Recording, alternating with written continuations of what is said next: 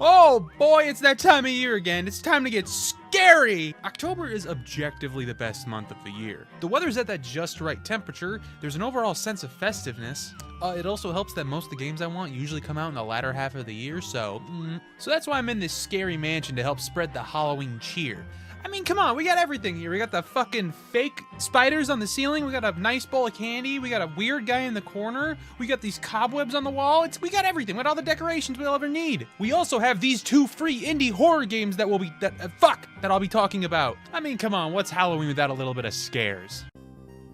Indie horror is a pretty integral part to the horror genre as a whole. Like, we wouldn't have the current landscape that we have for horror games if we didn't have indies. And that could be a range of things, whether that be the really old RPG Maker horror games or something newer like FNAF. And I mean, hell, FNAF even launched off its own little subgenre known as mascot horror. If I say FNAF enough, will that help with the YouTube gods? If so, FNAF, Five Nights at Freddy's, FNAF Freddy Pizzeria. But yeah, since there are so many indie horror games, I feel like something falls under the radar more often than not. It doesn't happen to AAA horror as much, but I think that's just because a lot of AAA horror is a lot of franchises that they love, like Resident Evil, Silent Hill, Alone in the Dark, that kind of thing. Which is really nice for AAA horror, but it's still a little unfortunate that indie horror falls under the radar so much. Like, there are so many indie horror games with amazing experiences. Now, it does also help that a lot of indie horror games are covered by Twitch streamers and YouTubers just like me. So I'm here to show off 2 that I think are pretty interesting. One that I had actually heard of before, and one that I didn't even know existed until I was browsing Steam. With the first one being Rental, and the second one being Psychopomp. So let's get down to brass tacks and talk about them, shall we?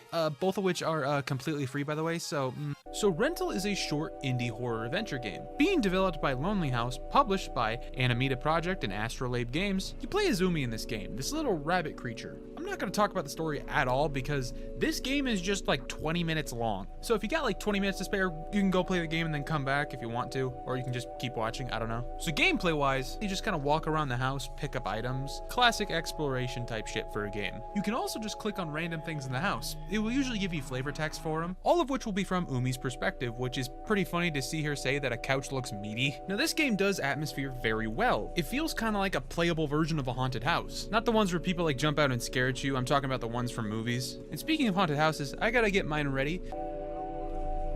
Ah yes, the scariest thing of all, as an American. Renting. No, little nerd. Oh! Yep, that's definitely a thing you should be telling a child. Some angry man. No, not me. 3 candles, and then...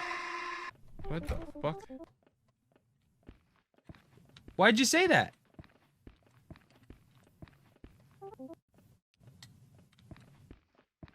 Is the camera supposed to be stuck here? I think I glitched the game. Oh. I can't... Oh, hi, Mr. Man. Hi, Mr. Man. What's going on? I can't even see what's going on here. Hi. I can't even see you right now, buddy. Oh. That's me. That's me. I feel like if I was a kid, or, well, as an adult, I'd probably get, like, actually lost in one of those house, like, mirror things. I'd just keep running into, like, the glass and shit like a fucking kid. Just, like, bonk, bonk, bonk. Hi. Shift. I got sticky keys. The sticky keys thing actually made me jump. The door is open. Okay. Huh. I don't think this is the house. Oh, hey, it's the man, Mr. Man. It's the guy, the being from the house. It's him. Oh my god, he's gonna crush me with a rock? Oh.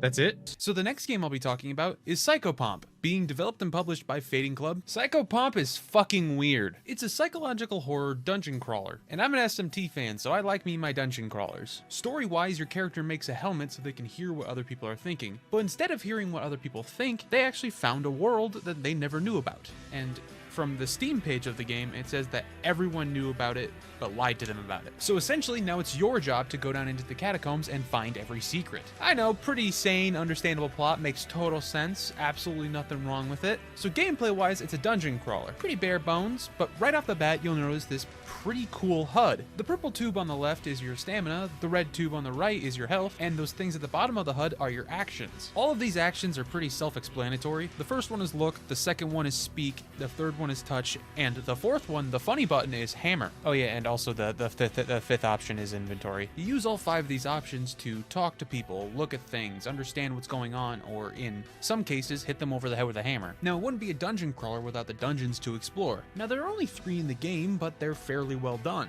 All 3 of them have 2 versions, that being the normal version and the labyrinth version. Both versions of each map tend to have fairly good atmosphere, with the normal version somehow feeling more tense than the labyrinth version. Now, each one of these zones will also have its own goal. You won't really know it until you start exploring around. Now, each zone will also have combat, which basically just boils down to hitting them with your hammer and backing up. Now, in each level, you'll also meet peaceful characters. They sort of just kind of give you hints as to what you're supposed to be doing, or they'll just give you flavor text. Now, other locations you'll also find are transcendent locations. I didn't go to every one of these, but from what I can tell, it's just a small little area that gives you more lore either to the character or to the world. You'll also find notes laying around depending on where you go.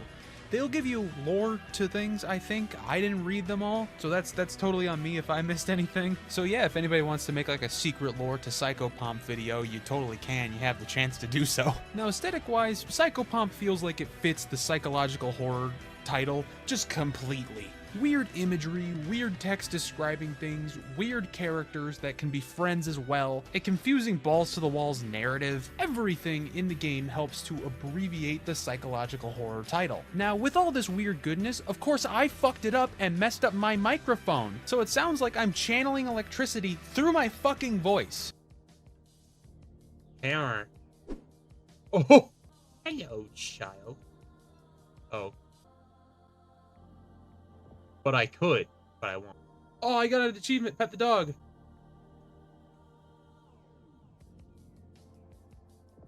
But I could.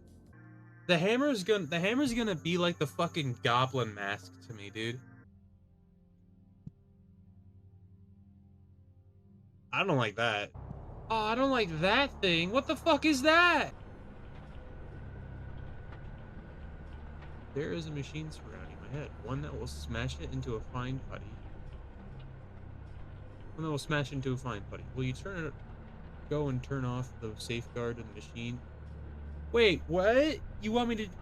Why don't I just beat your head in with the hammer? Running into darkness. Get the hammer out.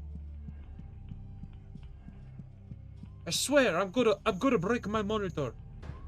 Oh, it's screaming children. It's got like children screaming in it. Can you please move, sir? Please move. I'd like...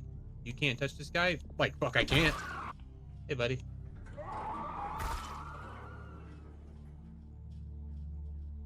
Oh. Alright. So, I don't like any of this. I don't like any of that.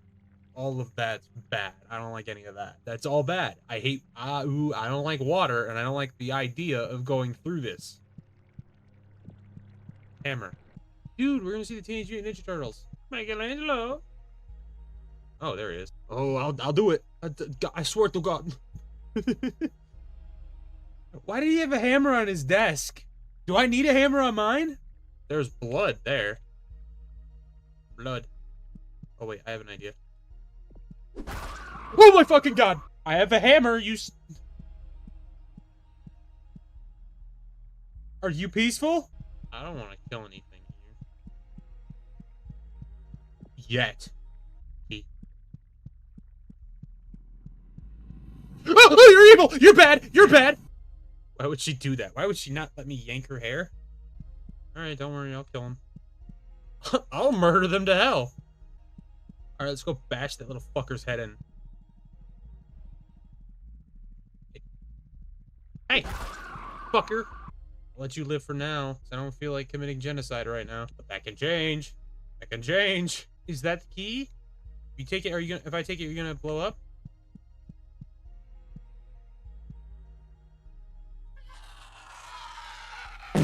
Oh my god!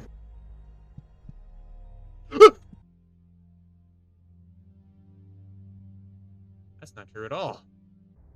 Too enigmatic.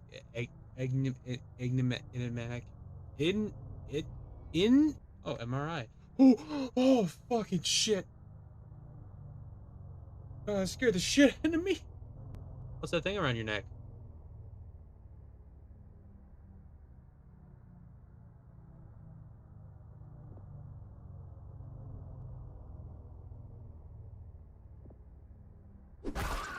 I'm sorry. I'm sorry. Great bolt. I don't know how I fucked that up. Straight bullet. Fuck, I did it again! Sorry, ma'am. Wow. Hello. Oh, I'm sorry I gotta do this, but... Is this gonna be like a fucking anglerfish or something? Is this gonna... Ooh, I don't like this.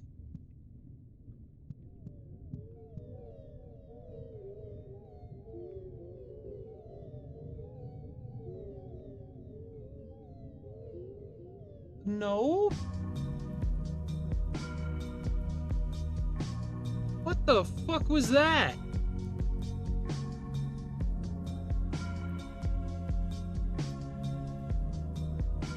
Love you too, bye. Wow, that was a treat for the fucking ears. But yeah, these two games are a pretty good starter to the Halloween season. Rental is nice and short. It's got some pretty fucking good atmosphere. Kind of feels like something you'd see in like a Markiplier 3 Scary Games video. Definitely more on the chiller side of horror games. Whereas Psychopomp, on the other hand, is a fucking trip. I can confidently say that I've never played a game like Psychopomp in the good way. It's got all those qualities of a game that I'm not gonna forget anytime soon. It's got the weird themes. It's got really quality art. It's fun to play. And for a horror game, it did a great job and kept me unnerved the entire time. It is a little tedious in some areas, but that's not that big of a deal. And while I was making this video, they announced Psychopomp Gold, which touts a whole bunch of new stuff, so I'm fairly excited for that. But yeah, that's 2 free indie horror games. Pretty good way to get started for the Halloween season, but that's enough for me for right now, at the very least. I still gotta get some more stuff ready for the Halloween day, but till then, I don't know, be festive, be Halloween merry. I don't know, I'm not good at this shit, man.